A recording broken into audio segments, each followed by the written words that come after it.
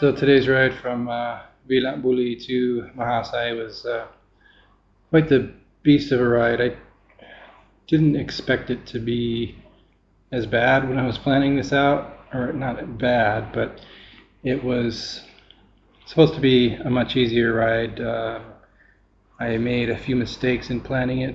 Um, Basically, the goal was to get to um, the Sebong-Phai River, and I obviously made it as I am showing you this video of it. But the route itself on the maps said that it was paved for about 50 miles and dirt for maybe 25 miles. Turns out it was dirt roads for about 80 miles and paved roads for maybe 5 miles more. So it was actually quite a bit longer than planned because I started a little farther back than I had planned, and also rode on a little longer after the ride, or after getting to the Sebong-Phai River and Mahaxay, just to get to the guest house. So it was over 80 miles of riding today, which is long when you have a fully loaded bike. The bike itself and the gear is probably, I weighed it before I came, it's right around 80 pounds. So it's not super heavy, but it's not light. But anyway, that doesn't make it easy to ride all that way on dirt. So what I'm doing today with the ride is I'm going to show you the whole thing. You'll see the whole 80 miles, 85 miles. It took me 9 hours to do it. I was really afraid that it was going to be like a 10 or 12 hour day, but the roads were not too bad. Much better than yesterday's. Yesterday's were tough. The construction was just, the roads were just horrible. But these roads are not too bad. I started out really early this morning. As you saw there, it was dark to start out the ride, and so it was a nice early start to it. I was not sure what I was going to find in between Vilabouly and Mahaxay. People weren't really clear. I asked around last night what the roads were like, what was in between, and people weren't really clear. They usually drive around the long way just to avoid the dirt roads. So I didn't have much information, and I was afraid, looking on the maps, there's just not a lot of villages in between on the maps, but in actuality there was plenty. So I got up and bought a bunch of food and drinks, and strapped everything on the bike and took off. And so what you'll see is just the entire ride. Hopefully the effect of this isn't too jarring, but every once in a while you'll see me stop and point the camera at some interesting thing that I saw along the way, and that's an opportunity for you to pause and kind of look at what I was looking at, or just move on along with the ride. It's going to be longer than the other videos that I've made, mostly because I wanted to show you at least one complete ride, and this is should end up being the longest ride of the entire ride, or longest day of the entire ride. So basically, I was riding on these nice dirt roads. The main problem is just the dust. My legs were absolutely just dark red by the time I got to the end of the road, and I had washed them at least once along the way. But it was, here's one of the stops here. You can see the mountains there. We'll get more into the mountains as we go. So I'm just going to try to talk along through the video and talk about a couple things that I wanted to bring up in earlier videos but never had the time. I never had a long enough video. By the time I'm done each day, there's not much time left. I usually get to the guest house and try to get things cleaned up, make sure the bike's taken care of, and then start immediately transferring video files from the various devices and putting them on the backup drives, and then kind of try to get some dinner and then start editing video until late in the night. The video editing process is a bit of a struggle sometimes. Something seems to go wrong every time, but it's a different thing that goes wrong every time. But that's part of the process, just getting through all that. So it's a pretty long day. Usually early in the morning start and filming all day, writing, and then at night doing the editing, putting together a video. And these videos are just mostly some rough cuts, I'd call them. Not really finely tuned videos, but I wanted to put something out every day so people can follow along and see what I'm doing. And this one is, of course, longer, so I'm going to take the opportunity to talk about a couple of things that I've been thinking about as I ride.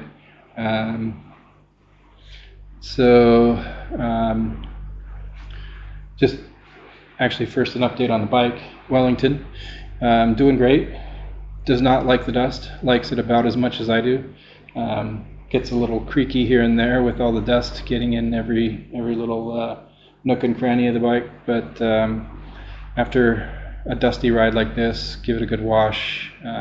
Usually the guest houses will have a hose. I can just wash them off and then get some oil on the chain and anywhere else that needs it, and good to go. But so far doing great.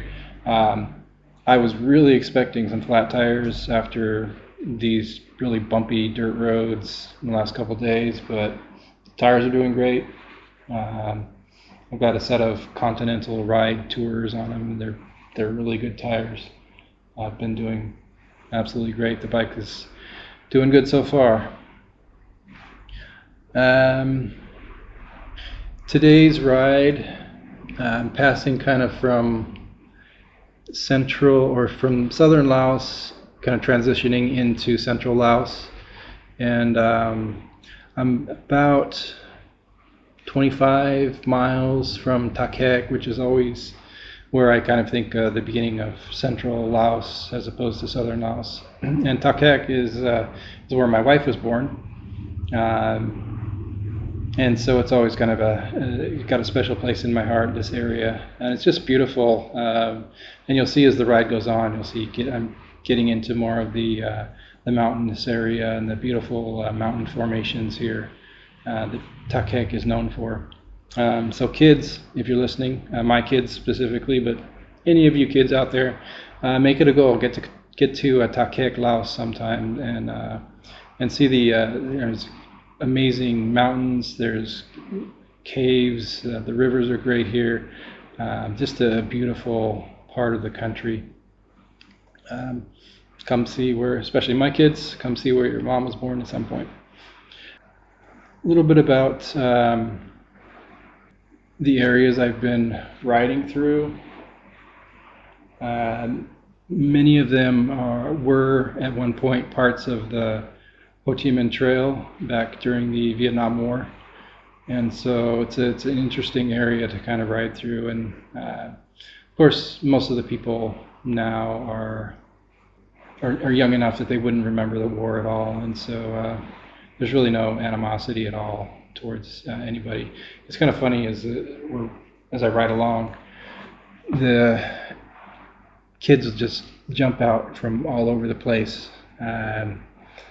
from schools, from their homes, from wherever, and kind of start yelling whatever random words in English that they know.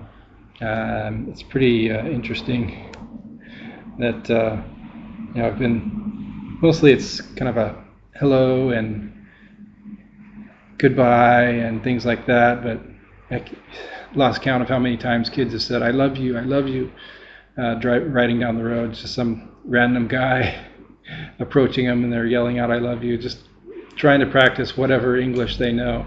Oftentimes it's just a couple of words, but it's kind of funny, and they're really happy to see you. But if you stop, they're kind of like dumbstruck, like what do I do now? That's I've used the extent of my English and I don't know anything else to say.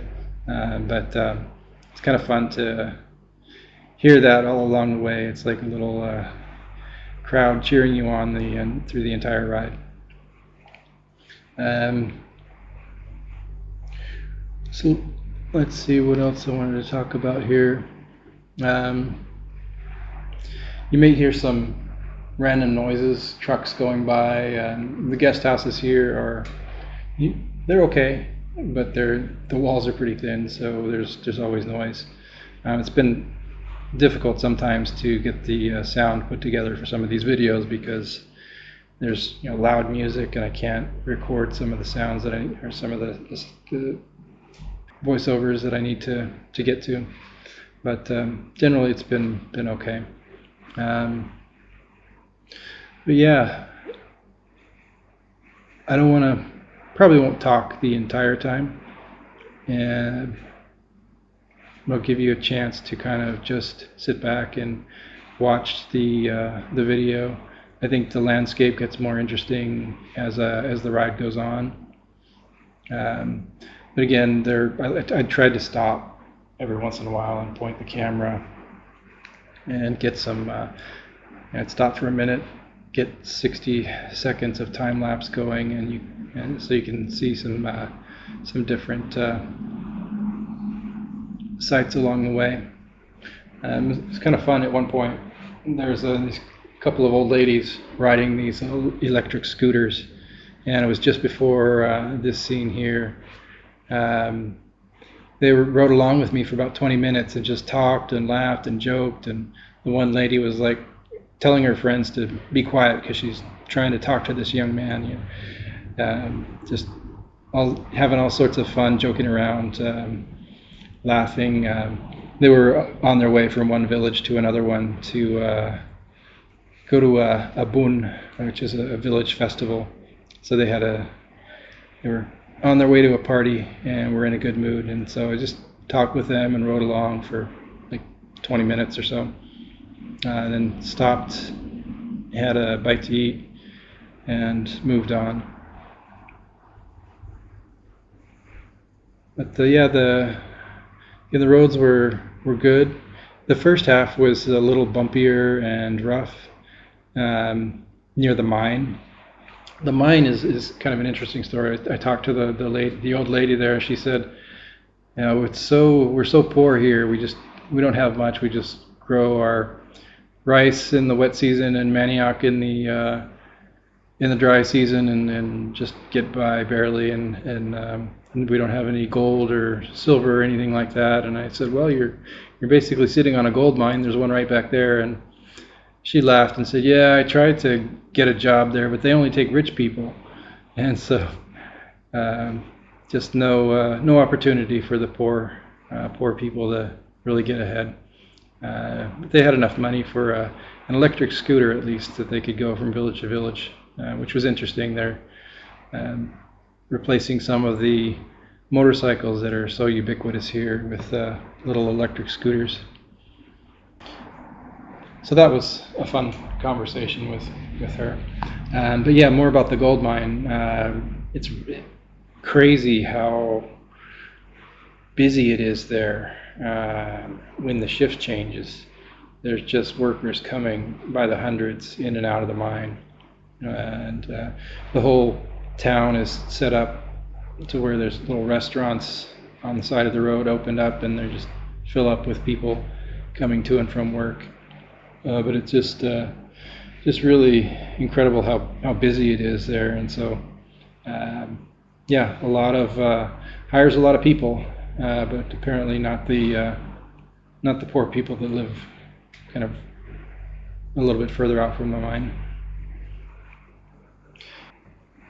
some reasons why the sound isn't that great with the videos. I tried very hard with having backups with everything, with the bike, having lots of extra equipment to be able to change things out if anything goes wrong, backups for the different drives, USB drives and cords and just you name it. I tried to have extras. But one thing I didn't do was I had all of the kind of the background music that I wanted to have for these videos set up on one USB drive, and it was going to be kind of my main backup, and it failed on like day one. I was really disappointed because I had all sorts of music, and so what you hear are just the same 3 or 4 random songs that I had recorded me playing the can at one point, and I had those saved somewhere else, and so I was able to keep those, and then also the man playing the saw, which is that 2-stringed kind of solemn, eerie instrument that I put in some of the videos. So that's the extent of the music that I have available, and sorry, you'll just have to live with that until I can put together something more substantial when I get back. I'll probably take a lot of this footage and put it into a longer 1 hour or so film that covers the entire trip, and then I'll make it a little better or a little smoother with all of the editing. But yeah, the editing takes so long just as it is with a sort of a rough cut that it's really hard to do much.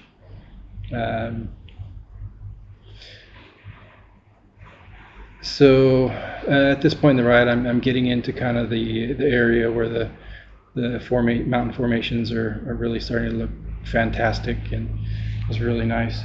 You can see occasionally I stop at some of the roadside stands, roadside shops, and pick up some drinks, sometimes some snacks, and just try to keep myself fueled and hydrated along the way. But it's really, yeah, it's still hot, but I'm really getting used to it. And Seth, if you're listening or watching, you were right. You can ride yourself into shape in a ride like this, and I am really getting into much better shape. 80 miles is it's a decent ride on good roads. When you jump on dirt roads, it's a long day. I kind of been thinking about each of these rides as sort of if you're a runner, it's about a half marathon, about 50 miles or so. I usually think about a 100-mile ride as about a marathon as far as how much it takes out of your body. Like if you do a 100-mile ride, you kind of need a little bit of a rest before you go on again. Unless you're, of course, professional or doing this all the time. But these rides, these 50-milers, are something like about a half marathon for a runner, where you can do them back to back if you really need to. And like for bike touring, if you don't push it too hard, you can really keep going at this rate for quite some time. It's probably going to be pushing my limit by the end of this. I have some pretty big mountain days towards the end, and the last day is another close to 80-mile ride in some of the big mountains heading into Luang Prabang. So that's going to be a test. But I'm definitely getting into shape. It was hard getting training for this ride. I was just all I could do. First of all, I hate training indoors, and so just mentally it drives me. I don't know. I can't stare at a wall or stare at a screen and ride a bike indoors on a trainer. So I usually end up just riding through the winter and using the commute torque as my training.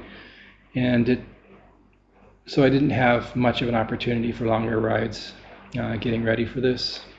I did a few long rides whenever the weather was a little bit warmer, but most of it was just pushing my heavy commuter bike through the snow, packing the bags a little heavier than normal, and just using that as a kind of a base. And it worked. Wasn't easy the first few days, and I knew that was going to be difficult, but I managed to get through those, and now I'm starting to kind of get into a groove and really feel good on the bike. I feel great for most of the day, and usually by the afternoon I'm wearing out. But that's really all I wanted to say for today. I'll let you enjoy some of the views of the hills around Mahaxay and the Thakhek area. And thanks again for watching the videos. Sorry I'm not the most exciting narrator, but is what it is. And hope you enjoy today's time-lapse video of the entire 9-hour, 80-some mile ride.